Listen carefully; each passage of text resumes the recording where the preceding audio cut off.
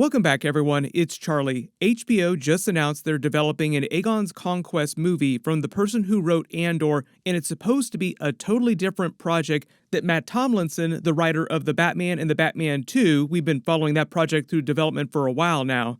Everybody grab your Valyrian swords, hop your dragons, raise your banners, because it is time for war.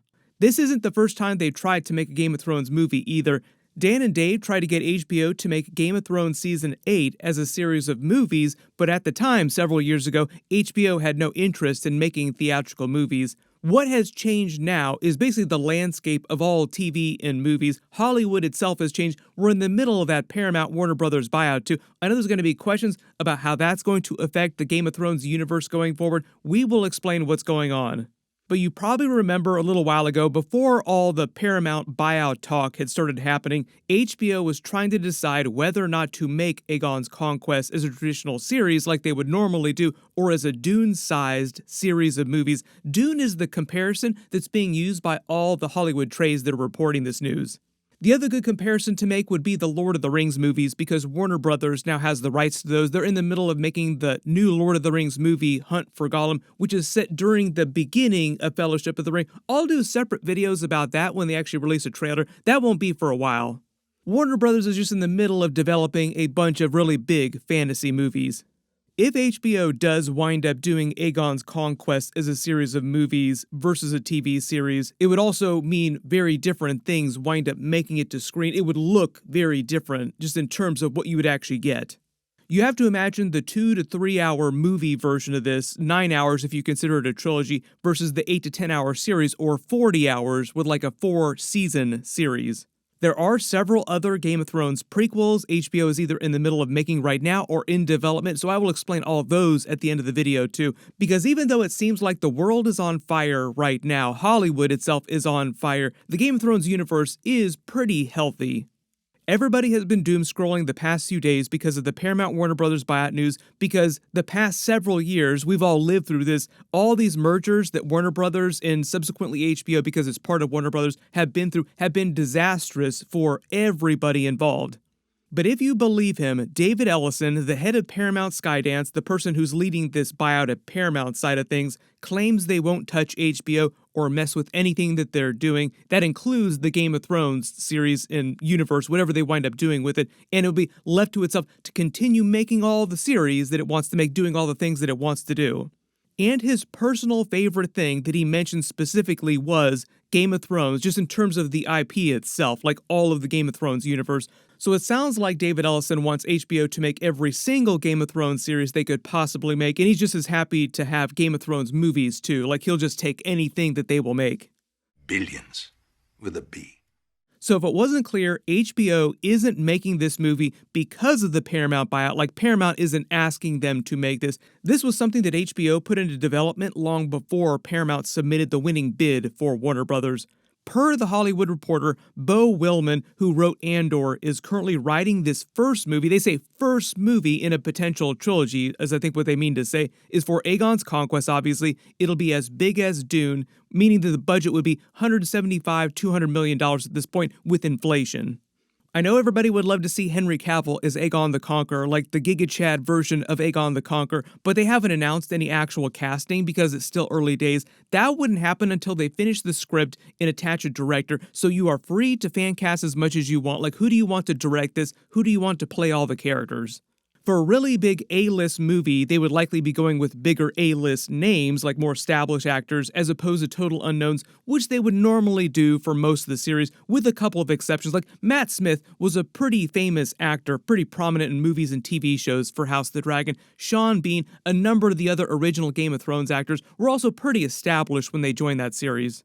One of the other biggest problems that they've had so far is that George R.R. Martin has written some material for Aegon's Conquest, but not in the novel type of format, easily adaptable format that he did for Song of Ice and Fire series for the original Game of Thrones series. We've actually seen that play out with House of the Dragon, where he just has like a loose framework of bullet points across history that they try to turn into much larger material for an actual full series. For the most part, that has been a mixed bag, like it could go either way. Sometimes it's really good, sometimes you wind up with Daemon wandering around Harrenhal for an entire season. It's a little bit easier to get around that problem if you're doing this as a shorter 3 to 9 hour trilogy of movies versus like a 40-hour 4-season series. All the written material on the Conquest was collected in a book called The Rise of the dragon being a reference to Aegon Targaryen the Conqueror. It's part of the larger Fire and Blood compendium, which is the ongoing history of the Targaryen family across the timeline that Martin has slowly been writing and collecting in the background while he finishes Winds of Winter, Dream of Spring, the other Tales of Duncan Egg novellas that he's been working on. If you are a big fan of audiobooks, Harry Lloyd, who played Viserys, Daenerys' brother during the original series, narrates it. He also narrates a lot of other Game of Thrones books like Knight of the Seven Kingdoms. It's really, really cool. It's like a Targaryen telling you the history of his family. The actual story of Aegon the Conqueror that George R. R. Martin has written is divided into a couple different eras. There's Aegon's Conquest, which actually starts with his birth and explains what Aegon is doing when he's growing up on Dragonstone, how he gets involved in the Century of Blood in Essos. That's the aftermath of the Doom of Valyria, which was a civil war across that realm with warlords just fighting over the ashes of the Valyrian Empire. Then there's the actual War of Conquest. Now that's also been expanded by House of the Dragon. The movie that they're making would be canon to all the TV shows, so they would also have to include the lore about the Valyrian dagger in Aegon's dragon dreams.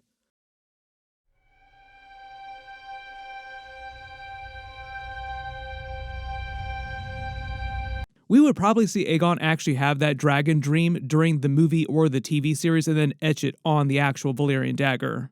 Part of the new lore they created for House of the Dragon Season 1 is that Aegon the Conqueror had dragon dreams like Helaena during that series, and the reason why he chose to conquer the Seven Kingdoms in the first place is because he had a dragon dream of the second long night in the White Walkers, had the prophecy of the prince who was promised then etched into his Valyrian dagger by pyromancers, and would pass the dagger down in the prophecy to all of his successors, the future line of Targaryen kings, because the prophecy stated that the person who would stop the long night would come from his blood. And it's just that Aegon and none of his successors knew when the long night would happen. All of them, Aegon included, thought that it could happen at any moment. Like, at any moment, the White Walkers will burst through the wall and attack the realm.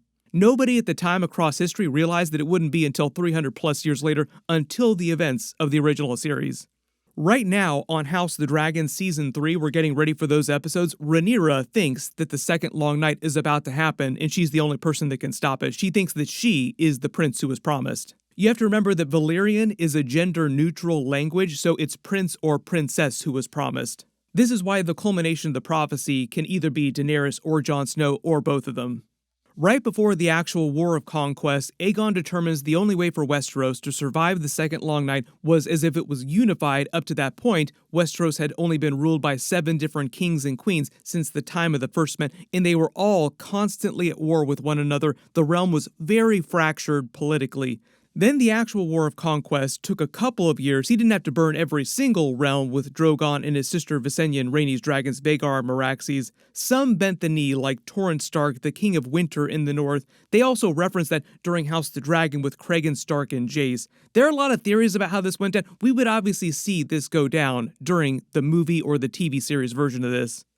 But the actual War of Conquest wasn't just a series of high fives in Dragonfire between Aegon and his sister wives. It took a couple of years, a lot goes on across the realm with all the different kings, different realms, as well as on Aegon's side during that period. After the actual conquest, the fighting itself was not done. Like, the war itself wasn't really done. Aegon didn't conquer Westeros, then just call it a day. The next era of his life is called the Reign of the Dragon, which covers his governance over the realm. And Aegon spent most of the rest of his life constantly on Balerion the Black Dread, his dragon, flying around the realm with his sister wives, putting down smaller uprisings, and then the later wars with Dorne. I will be your champion. There were several minor wars with Dorne that happened between the conquest, the death of Rhaenys and Meraxes much later in the timeline, and towards the end of his life, Aegon only ended the ongoing wars with Dorne, like basically a temporary ceasefire, after he received a mystery letter from the new king, Nymor Martell, and nobody ever found out what was in his letter to Aegon. Aegon never spoke of it after, but he called off the war and allowed Dorne to remain independent after reading it. The theory is that it had something to do with the truth about what happened to Rhaenys, because she died in Dorne during one of the wars. They could use the new movie or the series to explore this. There are a couple different ways they can turn the story into a trilogy of movies, assuming that everything does go well with the first one, by doing Aegon's younger years before the Conquest, fighting in the Century of Blood in Essos, then the actual Conquest, like the War of Conquest, then the Reign of the Dragon and the Dornish Wars in his later years. They've kind of got into this with the Dune movies. The difference with the Dune movies, Dune Part 1, Part 2, and Part 3 will be like the last movie that Timothée Chalamet makes, is that they have Frank Herbert's books fully written to adapt. It's much easier for them to adapt it than something like Aegon's Conquest, which has only been lightly covered by George R. R. Martin, not fully enough that you would normally want to adapt for. So he would probably have to be heavily involved, helping them with extra new lore. Like, can we add this for the character? Can we add this for the other characters? There's a bunch of other material we need to write in for some of these characters. But remember, the competing project here, HBO is pitting this movie franchise version of the story against a traditional series version, and it sounds like they're going to decide which way they're going to go by the time they finish writing the movie. The whole reason why they'd even think to do it as a movie as opposed to a TV show is because the story is largely a series of really big battles with very, very big dragons, much bigger dragons than the ones we're seeing on House of the Dragon right now, and it would almost be too expensive to do it the way you would expect them to want to see it on a TV budget. House of the Dragon, for example, is a little over $20 million per episode, about $160 million, a little bit more than that for a season, because there are so many dragons, so many big battles. It's the main reason why they cut the last two episodes, episodes 9 and 10 of House of the Dragon Season 2, which were supposed to be the Battle of the Gullet, because we see it during the House of Dragon Season 3 trailer. That would have been way more expensive for them to add to the budget of Season 2. And it kind of seems like budget is like a real big problem for Warner Brothers in general right now, and will continue to be a big thing under Paramount in the future. Like, that would be the one thing that Paramount does to exert influence over HBO in all this Game of Thrones stuff. Anything else that they make to Warner Brothers in general is to keep them within a certain budget range. This is the main reason why HBO started making Night of the Seven Kingdoms as a much smaller series in terms of vibe, no dragons, no major battles, and the fact that they could turn it around on a yearly basis like the older original seasons of the Game of Thrones series. So if they did Aegon's Conquest as a series, it would look a little bit more like House of the Dragon with some big battles, but a lot more of interpersonal character dynamics in between the battles themselves, versus a movie which is way more focused on the actual battles themselves. So you're basically putting up spectacle against character drama. Everybody post all your reactions in the comments below and let me know if you want them to do this as a series of movies or as a traditional TV series like HBO would normally do. Whatever they wind up doing, of course I will do videos for it. I'm personally just happy to get Aegon's Conquest either way, but I would prefer a TV series if they think they can do it on a TV budget.